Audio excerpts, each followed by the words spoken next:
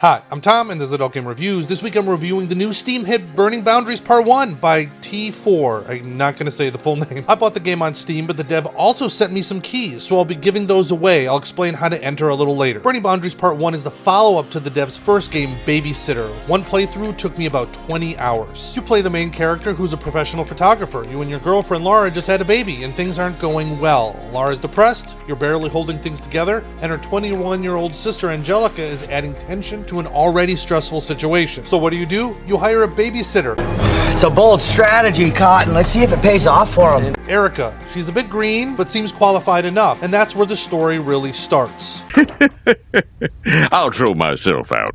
Let's get into the visuals. I had a hard time figuring out how I would talk about this. Compared to many visual novels, Burning Boundaries looks good. There are little animations done throughout. These range from pretty well done to really odd. Yes, most of these animations are done with AI, and I would say there are 3 categories of AI animations. There are little micro animations where it's a look or a reaction or a small movement. These are all fine.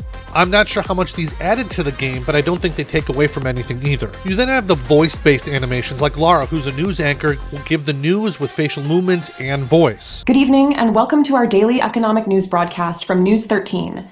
I'm Lara Sanders, your best guide through the most recent financial currents. On one hand, I think these are actually pretty cool, but like a lot of AI, the animations just feel a little off. Emily actually told me that she thought it would be better without the AI animations, and I'm not ready to go that far, but let's just say I don't think the AI is quite there yet to make it seamless. There's one more category that I discuss in further detail in the backer section. Let's get into the audio. There are sound effects and music, but the music can be repetitive. I actually muted one track because it looped too much. Not a deal breaker, just something to be aware of. Alright, let's get into the giveaway really quick. To enter, you must be 18 plus, have a Steam account, be subscribed, like the video, and comment down below #Burning Boundaries. I'll pick the winners during one of my live streams in a couple of weeks. Don't worry, if you're not able to watch that, I'll contact you directly. Good luck. Next, let's get into the story and plot. The whole story structure is framed around you going to therapy. I was pretty impressed actually by the accuracy of therapy, photography, and economics. You could really tell the dev did his research, and while a lot of the info ranges from basic to more complex, it's all done pretty well. The writing was mostly well done. I think from a narrative perspective, it was good. However, I did notice some spots where there was more grammatical or UI issues. There were missed words in a sentence, or the person who was talking was labeled incorrectly. It didn't happen a lot, but it was noticeable. Most of the time was spent with the MC, but there are some sporadic moments where you take control of Lara or her boss. Now, this game is all about relationships. How you treat your girlfriend Lara really matters. If you treat her well, it opens up different paths, and if you treat her poorly, it opens up different paths and closes others. The choices really matter, especially early on. This is measured by different stats with each of the girls. It's very dating sim-esque.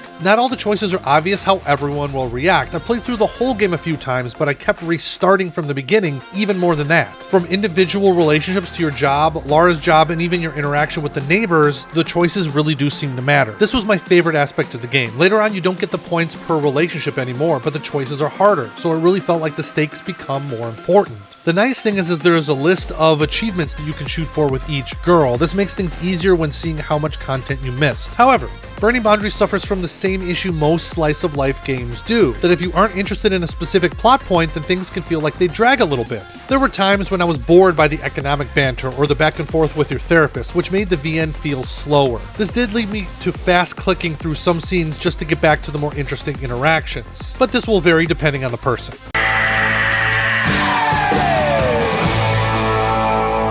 Every video that I do for my Patreon or Subscribestar, I try to add a little section in there of my unfiltered thoughts. If you're interested in hearing those, you can check that out over at the $5 tier or above on my Patreon or Subscribestar. The link is down below. So what did I think? I really enjoyed Burning Boundaries. This is one of the rare games that I think it does most things very well. Are there games with better visuals? Yes. Are there games with better love interests? Yes. Are there games with a better story?